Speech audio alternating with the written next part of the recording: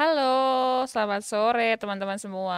Hari ini ada yang beda ya. Biasanya yang di sebelah sini yang duduk adalah seorang dokter. Hari ini nggak kalah menariknya dari seorang dokter. Kita kedatangan seorang apoteker ganteng. Namanya Apoteker Novan Yusuf, Magister Farmasi Klinik Ya, halo Apoteker. Kakak Emil. Halo. Oke, jadi kenapa sih hari ini di episodenya ini jadi beda? Namanya sekarang episode podcast Takeover by Pharmacy. By Pharmacist. Iya. Benar, benar, benar. Hari ini kita memang sengaja mendatangkan Kakak Novan ke sini karena kita mau membahas topik yang lagi hot-hotnya gitu ya. Jadi Mm. selain layangan Ya, putus, nggak kalah menarik dari lengan putus ini. ada topik lain yang nggak kalah menarik yaitu obat baru yang katanya bisa untuk menyembuhkan COVID Wow, gitu ya. wow. Jadi kalau kita lihat di headline-headline berita, sekarang lagi marak orang membahas ada obat namanya Molnupiravir dan Paxlovid. Ya, Molnupiravir dan Paxlovid. Heeh. Benar. Katanya dia bisa dipakai buat obat COVID gitu loh. Nah, Hmm. hari ini kita akan mengulik mengenai informasi itu dengan Kakak Novan. Apakah benar itu memang bisa atau itu cuma hoax Oh gitu ya, oke, ya. oke, Oke, oke. kita mulai aja ya. Ya, Nah, sebenarnya apa sih Kakak Novan? Aduh, susah nih ngomongnya ya. Molnupiravir dan ya. Paxlovid itu sebenarnya apa? Obat apa gitu loh. Jadi dia itu untuk Molnupiravir sendiri ya. Kalau infonya dulu memang dia itu awal ditemukan itu tidak ditujukan untuk COVID, jadi untuk ensefalitis akut awalnya itu. Namun penelitian akhir-akhir ini terutama di akhir Desember itu dia ternyata memiliki efektivitas untuk mengeradikasi virus COVID juga. Jadi memang kabar baru-baru ini sih baru-baru ini dia menyebutkan berita-berita kan menyebutkan pemerintah kita lewat Kemenkes itu lagi beli atau impor lah Molnupiravir sama Paxlovid ini untuk dipakai Januari besok kayak gitu. Januari ini sih maksudnya sebagai obat COVID. Mm. Jadi kalau kita bicara mengenai cara kerja dari kedua obat ini, jadi kedua obat ini merupakan antivirus oral. Antivirus oral itu maksudnya yang diminum ya, bukan yang diinjeksikan ke dalam tubuh. Dia fungsinya itu untuk mekanisme kerjanya ya. Mekanisme kerjanya itu menghambat replikasi virus. Lewat apa? Lewat penghambatan enzim atau penghambatan enzim yang namanya protease. Jadi protease ini berfungsi untuk eh, apa namanya? Membantu replikasi virus. Jadi di dalam sel parenkim paru eh, virus COVID ini dia akan bereplikasi atau memperbanyak diri. Mm-mm. Lalu ketika dia sudah memperbanyak diri keluar dari sel, dia akan menimbulkan sitokin storm syndrome ya yang kita kenal itu. Badai sitokin gitu Badai ya. Heeh. sitokin, benar sekali. Nah, dua obat ini kalau Molnupiravir ini spesifik ke enzim yang namanya RDRP atau RNA dependent RNA protease. Sedangkan kalau apa namanya? Kalau yang Paxlovid dia juga enzim juga namanya enzim protease begitu. Jadi dengan dihambatnya kedua enzim ini diharapkan bisa mencegah virus membelah diri dan juga bisa mengeradikasi virus COVID begitu. Oke, jadi intinya kedua obat ini berfungsi sebagai menghambat perbanyakan diri virus gitu Ya, ya, benar benar. sekali, benar Oke. sekali.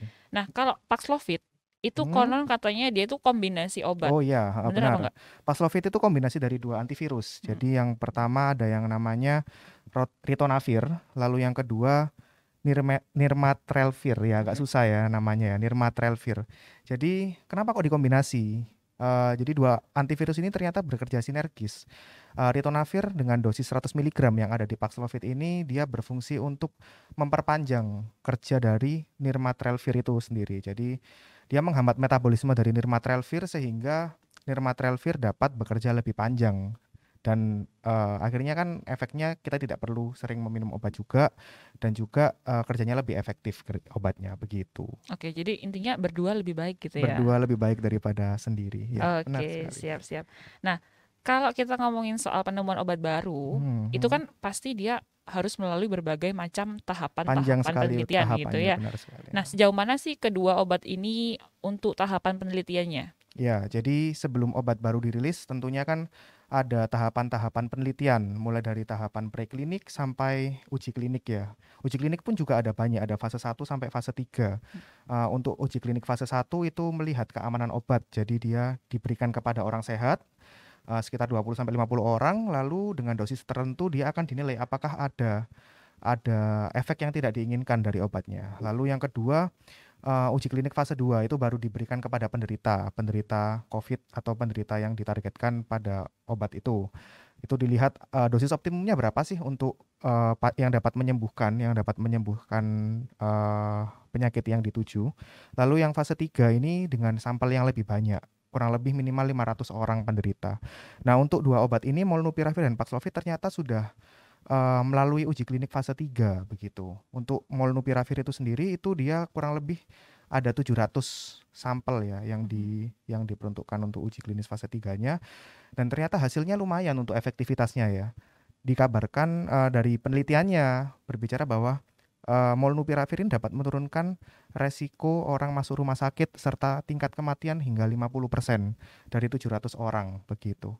Sementara untuk Paxlovid itu lebih banyak lagi. Jadi dia sampelnya 1.200-an orang, dia dapat menurunkan 89%, kurang lebih 89% resiko orang masuk rumah sakit, penderita masuk rumah sakit, dan juga tingkat kematian begitu. Jadi dia menghambat agar orang itu tidak jatuh ke tingkat keparahan yang lebih lagi begitu. Oke. Kakak. Nah, kalau dari segi efektivitasnya berarti kan udah kelihatan ya Ya, dari benar sekali udah uji itu. fase itu. Nah, untuk efek sampingnya gimana? Beneran aman atau enggak sih ini? Nah, di fase 3 ini kita nggak hanya berbicara mengenai efektivitas ya, nggak hanya berbicara mengenai bagaimana obat itu efektif atau tidak, tapi juga kita berbicara mengenai keamanannya di uji. Apakah memang dari sekian banyak sampel itu ada yang terkena efek samping atau efek yang tidak diinginkan. Nah, kalau dari Molnupiravir ini yang paling banyak dilaporkan itu diare. Kurang lebih 3% dari 700 orang dia terkena diare begitulah. Lalu kurang dari 1% dia itu ada efek samping juga mual muntah dan juga pusing atau dizziness begitu. Sementara untuk Paxlovid dia lebih kecil lagi ternyata efek sampingnya, yaitu kurang dari 1% dilaporkan. Itu juga sama, diare, lalu mual muntah, pokoknya gangguan pencernaan lah kurang lebih begitu. Jadi untuk keamanan kurang lebih hasil penelitiannya berbicara seperti itu, Kak. Oke, menarik sih. Nah, terus sebenarnya kedua obat ini bisa dipakai untuk semua pasien COVID atau yang tertentu aja? Kalau dari penelitiannya ya, yang dijadikan penderita atau yang diberikan obat ini adalah orang-orang dengan gejala ringan sampai sedang, orang-orang yang menderita COVID dari gejala ringan sampai sedang. Jadi tidak untuk gejala berat ya. Namun semua kembali nanti ketika dokter merawat dan juga ada justifikasi dari dokter, itu juga bisa berubah tergantung kondisi pasien juga bagaimana. Namun dari penelitiannya berbicara seperti itu, begitu, Kakak. Oke, jadi intinya lebih ditujukan untuk pasien COVID dengan gejala ringan gejala gitu ringan ya. sampai Oke. sedang, benar. Nah, terus yang membuat aku jadi bertanya-tanya, cara minumnya sebenarnya gimana sih? Cara minumnya ini kalau dari EUA-nya atau Emergency Use of Authorization-nya ya, untuk cara minumnya, jadi untuk Molnupiravir ini kan dua-duanya oral nih, Molnupiravir sama Paxlovid ini. Ini hanya sampai 5 hari nanti minumnya. Dengan dosis kalau Molnupiravir ini 2 kali minum, sekali minum itu 800 miligram. Jadi 2 kali 800 miligram selama 5 hari. Lalu sementara untuk Paxlovid dia 2 kali 1 tablet. Nah, 1 tabletnya ini berisi apa? Ini berisi 300 miligram nirmatrelvir ditambah 100 miligram ritonavir begitu. Dan khusus untuk Paxlovid ini jangan digerus ya, kalau dari keterangannya nggak boleh digerus karena kan ada 2 macam obat tuh di dalam satu tablet. Jadi nggak boleh digerus, nggak boleh dirusak, tabletnya harus ditelan secara utuh gitu. Oke, ini menarik ya. Jadi teman-teman, nggak semua obat yang ada di dunia ini itu boleh digerus gitu loh ya. Benar. Jadi kalau misalnya kalian ragu nih boleh nggak sih digerus atau enggak? Yang lebih baik tanyakan ke apotekernya gitu ya. Sekali. Oke, nah terus ini bisa nggak sih dipakai oleh semua kalangan? Maksudnya kalau ibu hamil, kemudian ibu menyusui, anak-anak, boleh nggak?